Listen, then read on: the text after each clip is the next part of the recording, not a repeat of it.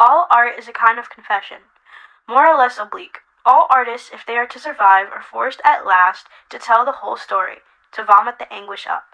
James Baldwin. My name is Madison Baez, and I'm a multimedia artist.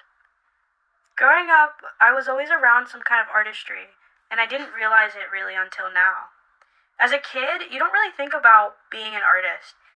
A lot of kids really want to be police officers or firefighters or some kind of scientist. And as a kid, I didn't really want to be an artist either. Truly, I think I just wanted to be someone who observes the world and makes things. Drawing just came naturally to me. And it was something that I always just did as a kid, and now I do as an adult. Imagine you get to have your dream job, and whatever dream job that might be, you get to actually do what you love. And that's kind of what I want to do, is just do what I love and be happy doing it. A few artists I have on rotation are Raymond Pettibon, Ada Applebrog, Jennifer Packer, and J.C. Leyendecker. Each one of these artists have work pertaining to the figure, but they are all a mixture of representation and sometimes distortion. They all have this narrative quality that's filled with meaning of how we connect to not only each other, but our society and the world we live in. They inspire me because they use the figure, but they're not just displaying the figure. They're doing something to subvert it in a way that's interesting and pertaining to the way they see the world or the way that other people experience life.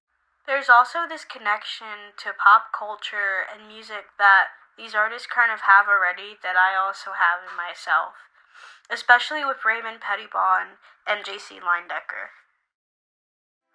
Growing up, I used to watch a lot of speed paint videos of people drawing their characters on YouTube, and that's kind of what I have playing in the background. That and a sketch that I have for a future litho. Lithography has become a really important part of my practice as of late. Something about it being so direct to drawing and work making and finding tonality is so interesting to me. And also the labor it has, I feel like I'm not only making the art for other people, but I'm giving something to the art. I'm putting my own soul and physical body in it. Over the last few months, I've tried to find a way to bridge the gap between painting, drawing, and print. It's been kind of difficult, and I've found that sometimes they work together and sometimes they just don't, and they are their separate thing, and they need room to breathe as their own thing.